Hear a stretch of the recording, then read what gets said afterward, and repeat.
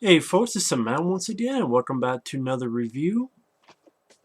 And it is of the film Scarecrows from 1988.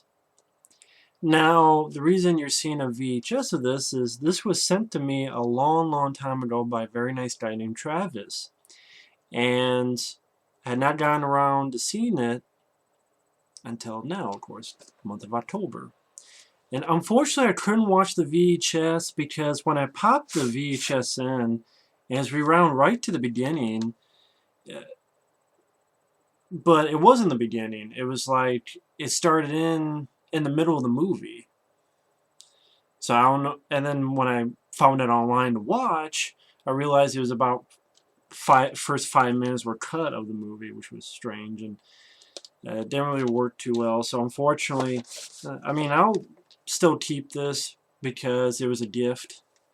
But I did find it online to watch, and it was the unrated version. I made sure because I know there was an R-rated cut, and I know this came out from Stream Factory, and from what I understand, that is the unrated cut on the Blu-ray. And after watching this, I would not mind getting it one day. I mean, it'd be way, way, way down the road, but I didn't mind this film, Scarecrows.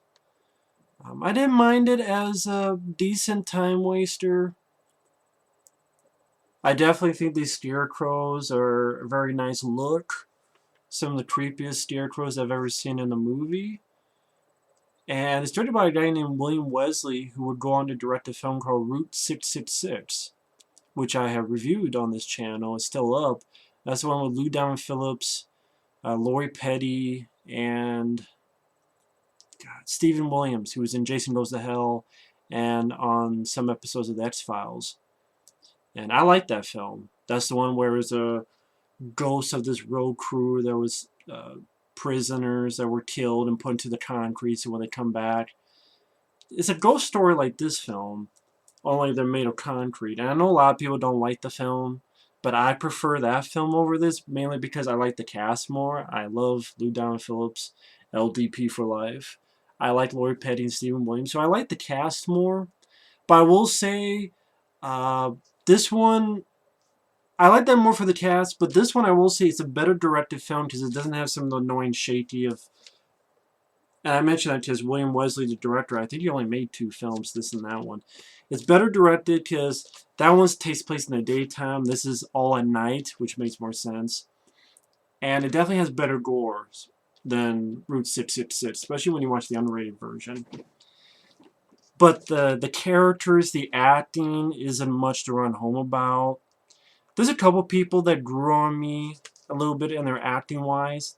I didn't really care for the character, but acting wise.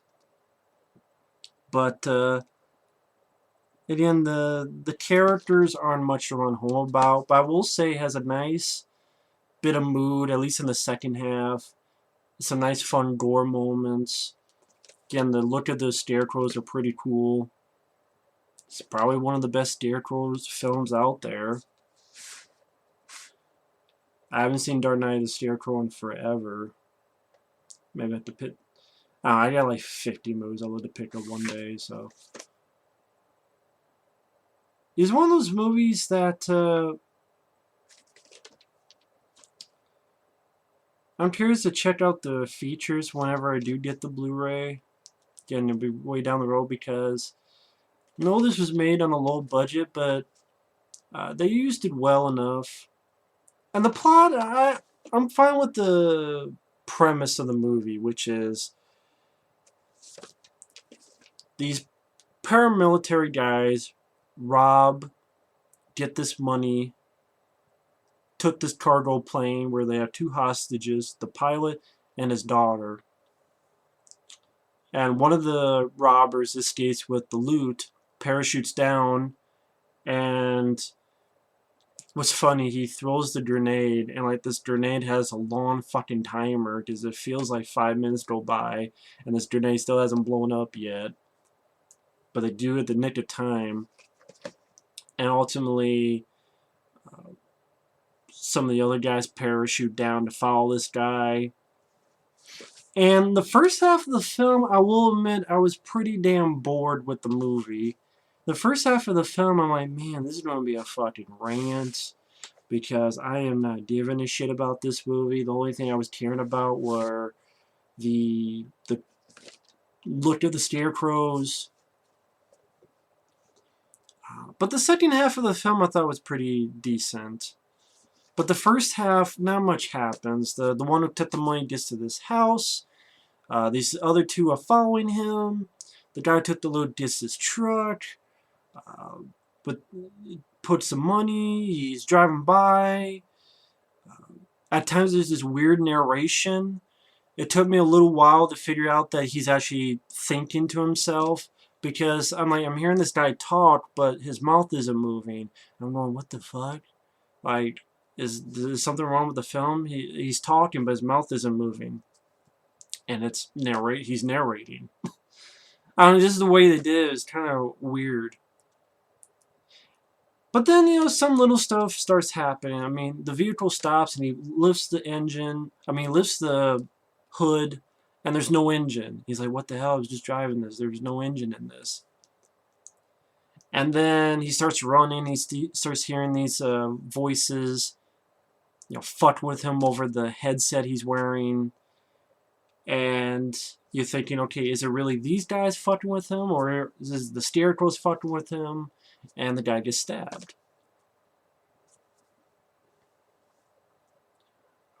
And then one thing leads to another.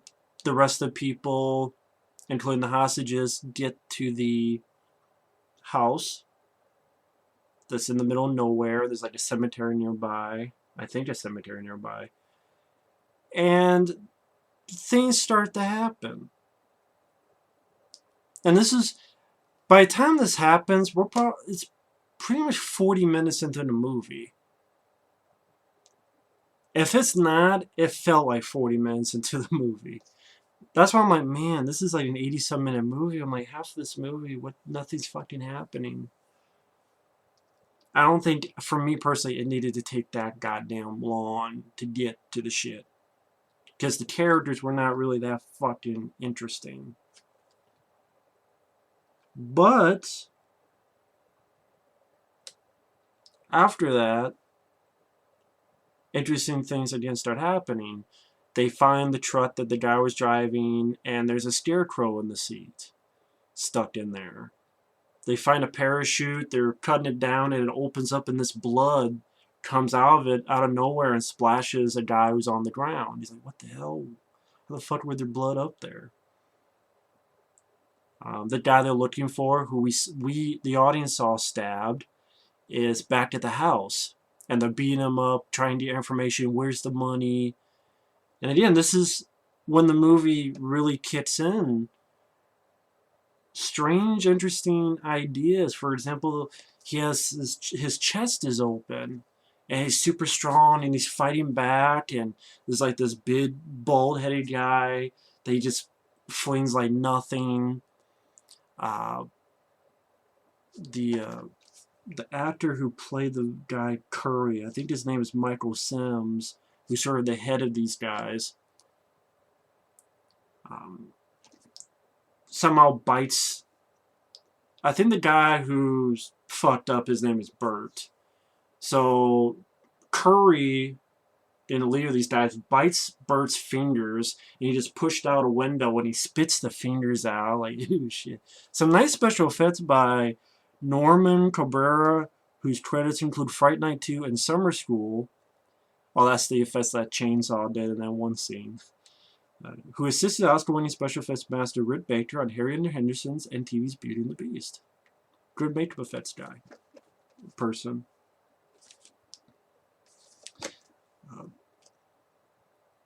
And one of them shoots the shit out of him, and the other cuts his head off, and you see that there's straw coming out of the neck, and they open him up. He's light as a feather, what the fuck? And there's money in it, and there's straw in it, and they're just opening shit up. But what's funny is most of these people are not that impressed. I'm like, you just shot the shit out of this guy about literally 20 times. And he kept, almost kept coming. You cut his head off, there is straw coming out of the fucking neck. There's money coming out of the neck of the head you cut. And then the dialogue is like, oh, he must have swallowed the money. I'm like, what? And he swallowed a whole haystack of straw too? Did he find a barn and decide to eat all the fucking straw? Knowing the man? I'm like, why are you guys not more fucked and freaked out? I mean, there's straw in the inside coming out as well as money. No, the Curry guy's just picking money out, bloody money out, and the girl of the paramilitary, she's, I think her character's name's Roxanne, could be wrong. She's like, oh, where's the rest of the money? I'm like, are all you guys fucking crazy? There's a guy who you just cut the head off, straw. Do you not realize that when someone has that much fucking straw and money inside him, and his chest was cut open before you guys did anything, that there's something strange? If you cut someone's head off and straw is coming out, there's something peculiar, but they're acting like it's nothing. And they find the two hostages. One of them is the dad, and they find the dad on a cross. Actually, this right here with barbed wire around his neck and his chest open like Bert was. Which I like the idea, and I think what the director William Wesley does well is there's some nice lighting throughout these scenes, and it makes it for a nice mood for an old-fashioned type of ghost story, however you want to call it, mixed in with some really cool-looking, creepy-looking scarecrows and some nice, fun gore stuff like that. So I think that's why it kept me interested to see what was going to happen next. It's just, again, these characters, they're pretty fucking stupid, for one. And two, they're not the most talented group. In fact, I think the girl who's the hostage, she's definitely the worst actress. And I guess I'm not the only one, because I swear in the credits they said that she was dubbed. Because I think her name was Kelly. Again, this guy, the pilot's daughter, who's now the only hostage. I swear her name was Kelly, and in the credits they said that Kelly's voice. I'm like, okay, she was dubbed? I'm sure people thought that'd be obvious, but I'm just thinking, I don't know. Why the fuck did you hire her in the first place if you had to dub her? I mean, you couldn't figure that out in a fucking... You could figure out, hey, you know, she sucks, don't hire her.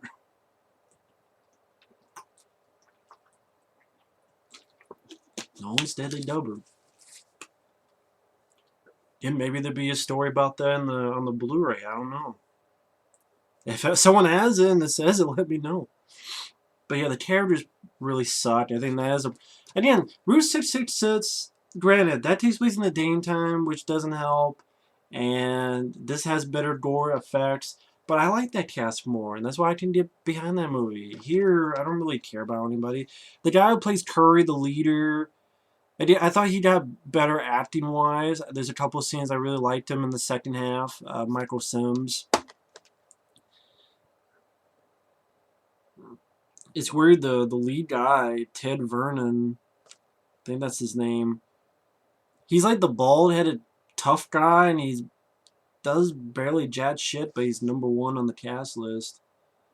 And I think some of his relatives are involved with the film, so maybe that's why. I don't know. But anyway.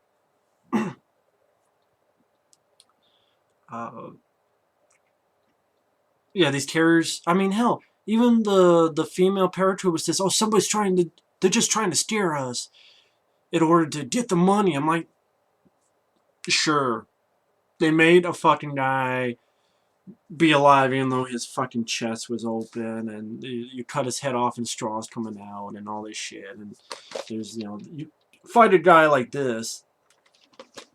Yeah, it's nothing. Just someone trying to scare us. Why don't you split up and search for clues as well? But I'm like, okay. But I mean, yeah, like, okay, they look outside, they see money in the trees. Yeah, this one guy who keeps complaining about his fucking harmonica. And I'm like, you're complaining about your harmonica still? After what you just been through? I feel like Ernie Hudson Leviathan, like, you don't keep bitching about your harmonica you lost after what you just seen? What you just been through?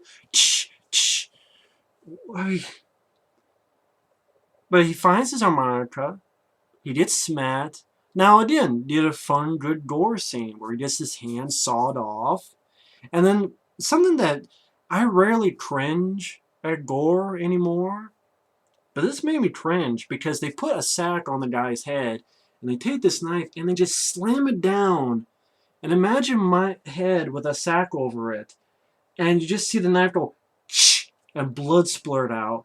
And that just made me cringe. I mean, they probably just put like a melon with blood but it just, yeah, just the fact it didn't cut away, which I'm sure in the R-rated cut it did, but just slams the knife down. It's like, ugh, shit. Again, I like the look of these scarecrows. Really, the best looking scarecrows that I can think of. There's really cool looking scarecrows.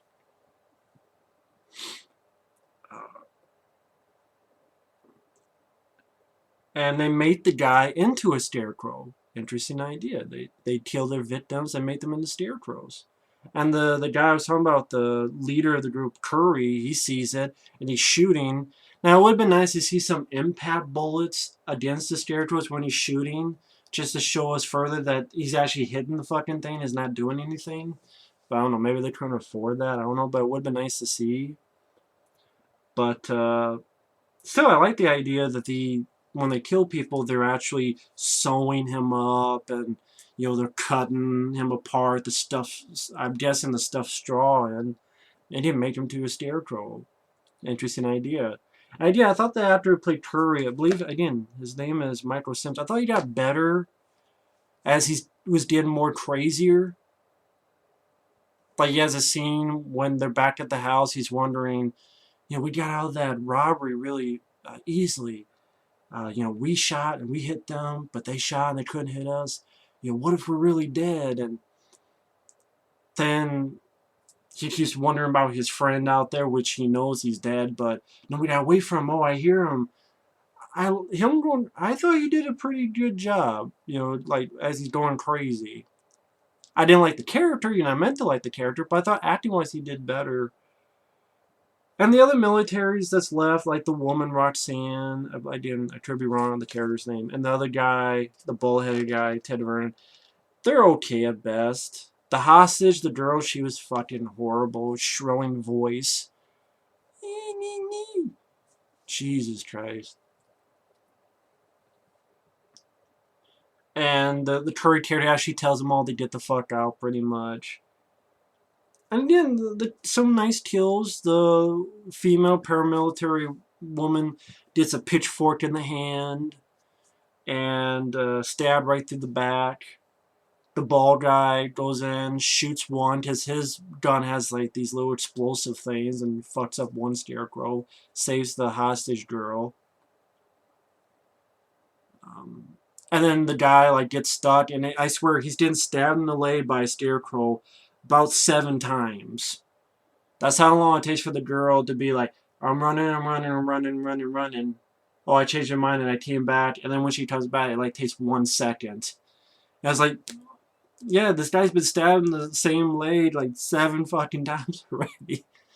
I'm like, come on, yeah, nice, thanks for taking your time, bitch. But, and I mean, what happened with the character of Curry, the leader of the bad guys, I thought it was kind of lame. Because, first off, he hears something in the fridge and he opens it and there's a head talking. It's the Bert character, and not Bert from Sesame Street. There's another Bert. Is talking to him, and then really cool effect. His buddy, who has a night vision goggles on, and his face, this is completely gone. It's just, you see teeth. Really good makeup effect. And the guy, of course, Curry, freaks out, goes upstairs. But then all that happens is door opens and he just stabs Curry, stabs the guy. That's all he does, just stab him. And I'm like, that's it? You're just going to stab him and that's all you have for the character? Like, that's it? Like, nothing more grandiose? Just Here I am, stab him. I'm like, kind of lame. This is in a way, you say the main human bad guy. He just gets a simple stab wound. Not even like an up close digging, just, and that's it. I'm like, wow, that's kind of lame. And then the last two get to the plane, and the dad Scarecrow has been on there. And then I thought the ending was really lame, to be honest, too. I mean, it's weird. In all essence, I should be ranting on the film, but it had enough moments that I was interested in. And again, I'd be interested to hear the backstory about the making of the film, because I thought the makeup effects by Norman Cabrera was pretty good. I liked the mood, atmosphere is building, the scarecrows. I like the premise of the film. Again, bad guys who stole money and they have to deal with these scarecrows who are, possessed. And some, fun gore. But the first half is way too damn slow and pretty damn boring. And the ending, not only just the kill of the main human bad guy, just a simple stab wound, but this next scene where they're flying and the dad Scarecrow comes out. Well, the dead dad, I should say, comes out. And the bald guy uses a grenade, blows it up, which, funny enough, the grenade blows up inside the plane, but the plane is perfectly fine. So apparently grenades do not... Man, when I saw that scene in World War Z, I guess that was absolute bullshit, because in this movie, if you blow a grenade up in the plane, it won't do shit. It just blows him and the dad Scarecrow up. And you just have the daughter flying the plane screaming...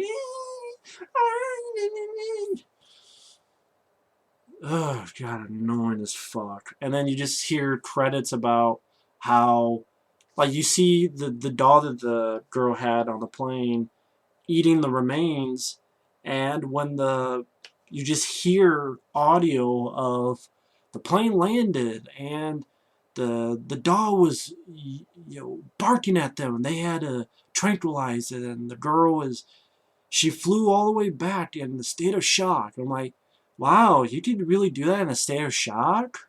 I thought when you're in shock, you were in shock. You can't do shit. But apparently if you're in shock, you just still land a fucking plane. But I don't know. Maybe she was out of shock, and then right when she landed, she got back into shock. I don't know. I know I'm picking the film apart a lot, and I do think the film deserves it, because I think it's a bit overrated, considering the ratings it gets. I think it's a bit overrated, but... And I didn't grow up with the film, maybe that's why, but... the characters weren't that great. The first half is pretty boring. The ending is pretty lame. But... yeah, I like the look of these guys. Some of the mood, atmosphere I liked, and the lighting. William Wesley, I thought, did some decent directing job. Maybe it's the script that needed some fixing up. Well, he helped write the script with Richard Jeffrey, so I can't blame him. Some fun gore, good special effects, but yeah, the first half and the ending could have been much improved. So yeah, one day I'll pick up the Blu-ray, but it's not going to be anytime soon, because I didn't love the movie. Time waster at best, but it was worth a watch, because I think I saw this film once long ago, but I didn't remember a damn thing about it. And I definitely knew I didn't see the unrated version. I saw the R-rated cut. But thanks to Travis for sending me this, because it got me to watch the film online. And yeah, I know this is a big favorite for people, but can't say it's a favorite of mine, but I didn't hate the film. I did when it started, but I kind of warmed up to some parts. But I do feel there's a lot of parts that could have been done much better. Again, the ending was pretty lame, and the first half I thought was a bit too slow. But anyway, I already said that. Thanks for watching, take care, and we will see you later. Bye-bye.